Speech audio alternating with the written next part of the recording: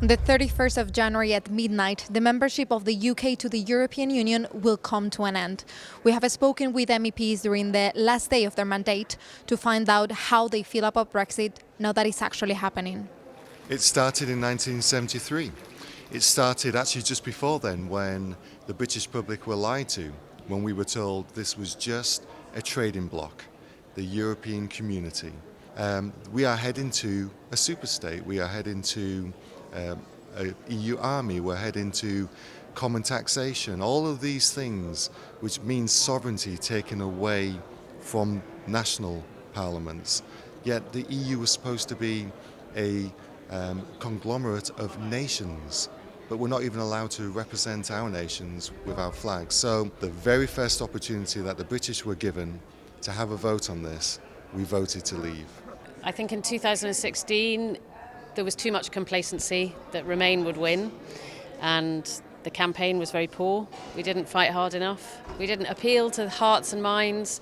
We were too focused on the economic arguments, and the take back control argument was genius. I don't believe it means anything. I think it's a vacuous phrase. I think we've had a huge amount of control of what's going on here in the European Union, and I think actually we'll have much less control afterwards. We also have 40 years of the right-wing press to contend with, who've been spreading, frankly, lies and misinformation about the European Union and what goes on here for decades. So how do you combat that? I don't know what's coming next. I'm quite nervous. I think Boris Johnson, with his very big majority, can choose the path we take. So he could choose to stay very closely aligned to the European Union, and we could have a good trade deal, and then hopefully the damage won't be too great, and it won't be such a massive change for us. But he could choose to diverge and move away from European Union rules and regulations and take Britain down a different path, maybe to try and win a trade deal with the US. And then that could cause real problems. But what's next really for Britain and Europe? I really hope, sincerely, that this is a wake-up call to the EU. I hope that they realise that from now on, they better start putting nation-states first and the peoples of Europe first, and stop listening to the echo chamber in here, because if they don't, they will lose other nations. We're never, ever rejoining the EU. We are not. You need to understand that and move on. Well, I think one of the things we have seen in the last 3 years is the growth of the biggest pro-European movement in Europe, which we're really proud of as a party. We've seen millions of people out on the streets of London demonstrating. I'd say to them that we've lost this, and we have to admit that we lost it, and we have to hold the government to account, and we have to put it squarely at the door of the Conservative Party. This is where this all started, in the Conservative Party, and this is where it's going to end.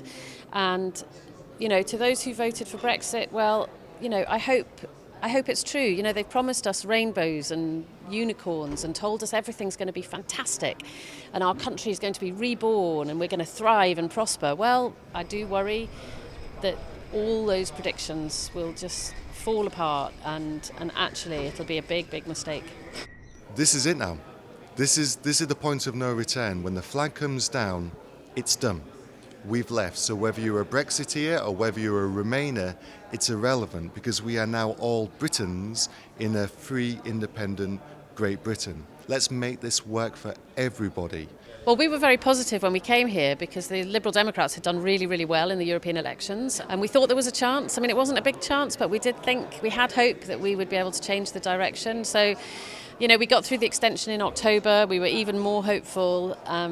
So it's hard to be packing up today and preparing to leave. We didn't want this day to come, but it has. So, if you think about what we were trying to do back then, it was massive, absolutely massive. It would be like Maryland in America trying to break away from the United States of America. It's just never going to happen. I knew it was going to happen, I just didn't know when. And now that it's finally happening, now that it's finally happened, there's a huge amount of relief, really.